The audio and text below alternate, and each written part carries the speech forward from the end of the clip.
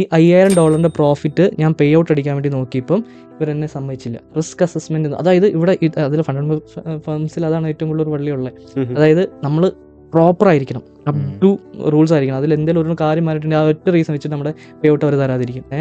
ഇവരെന്ത് ചെയ്തെന്നുവെച്ചിട്ടുണ്ടെങ്കിൽ, ഞാൻ എന്തോ ഒരു റൂൾ, അതായത് ഞാൻ എൻ്റെ കർണാടകയാണ്, ഞാൻ എൻ്റെ നേറ്റീവ് വരുന്ന കർണാടകയാണ്. അപ്പം ഞാൻ കൊച്ചിയിൽ നിന്ന് ട്രേഡ് എടുത്തിട്ടുണ്ട്, കർണാടകയും പോയി അവിടെ വീട്ടിൽ പോയപ്പോൾ അവിടെ ഞാൻ ട്രേഡ് എടുത്ത്. അപ്പോൾ 2 ലൊക്കേഷൻ 2 സ്റ്റേറ്റിൽ നിന്ന് എൻ്റെ ട്രേഡ്സ് ഡിറ്റക്ട് ആയിട്ട് എന്ന് പറഞ്ഞിട്ട് ഇവർ എന്ത് ചെയ്തു, റിസ്ക് അസസ്മെന്റിലോട്ട് ഇട്ട്. എന്നിട്ട് ഞാൻ എന്ത് ചെയ്തു, റിസ്ക് അസസ്മെന്റ് കയറി.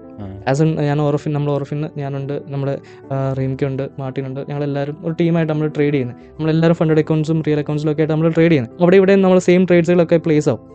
ഞാൻ റിസ്ക് അസസ്മെന്റ് കയറി സംസാരിച്ച് ഞാൻ പറഞ്ഞു, ഇങ്ങനെയാണ് എൻ്റെ സ്ഥലം എവിടെയാണ് വരുന്നത്, എൻ്റെ ഇവിടെ ഞാനിപ്പോൾ വർക്ക് ചെയ്യുന്നത് എവിടെയാണ് എന്നുള്ള കാര്യങ്ങളൊക്കെ പറഞ്ഞു കഴിഞ്ഞിട്ട് ലാസ്റ്റ് എൻ്റെ മെൻറ്ററിൻ്റെ ഇതെടുത്തിട്ട് ഞാൻ എൻ്റെ മെൻറ്ററിൻ്റെ ഇത് കൊടുത്തു. അപ്പോൾ അതിൽ നോക്കിയപ്പം സെയിം ട്രേഡ് ഓർഫിൻ്റെ തന്നെ ഒരാളായിരുന്നു. അപ്പം റെയിംക്കിൻ്റെ അക്കൗണ്ട് ആയിരുന്നു. ആ റെയിംക്കിൻ്റെ അക്കൗണ്ട് കൊടുത്തു കഴിഞ്ഞപ്പം അറ്റ് ദ സെയിം ടൈം എൻ്റെ അക്കൗണ്ടിൽ പോയ ട്രേഡും പുള്ളിയുടെ അക്കൗണ്ടിൽ ട്രേഡും ഉണ്ടായിരുന്നു.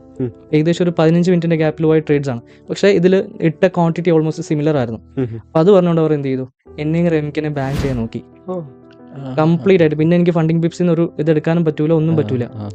എന്നെയും റഹീംക്കിനെ ഞാൻ ചുമ്മാ എന്തെങ്കിലുമൊക്കെ ഊരി വരാനുള്ള ഇതിൽ ഞാൻ പറഞ്ഞ ഇങ്ങനെ ആളാണ് നമ്മുടെ ടീമായിട്ട് നമ്മൾ ചെയ്യുന്നതെന്നൊക്കെ പറഞ്ഞിരുന്നു. പക്ഷേ അത് 8ന്റെ പണിയായിരുന്നു വന്നേ. അപ്പം ഞാൻ അങ്ങനെയല്ല സാർ, ഇങ്ങനെയാണ് ഞാൻ കാരണം അവരുടെ ഫണ്ടിങ് പോലെ എന്നൊക്കെ പറഞ്ഞു ലാസ്റ്റ് അവരോട് തിരിച്ച് ഫയർ ആയിട്ടുണ്ടെങ്കിൽ അവർ എന്താ പറയുക, സ്പോട്ടിൽ അവർ തരൂല. അവർക്ക് എല്ലാ റൈറ്റ്സും ഉണ്ട്. വയലേറ്റ് ചെയ്തെന്ന് പറഞ്ഞിട്ട് അവർക്ക് അത് ബാൻ ചെയ്യാം, കംപ്ലീറ്റ്ലി നമ്മളെ ബാൻ ചെയ്യാം.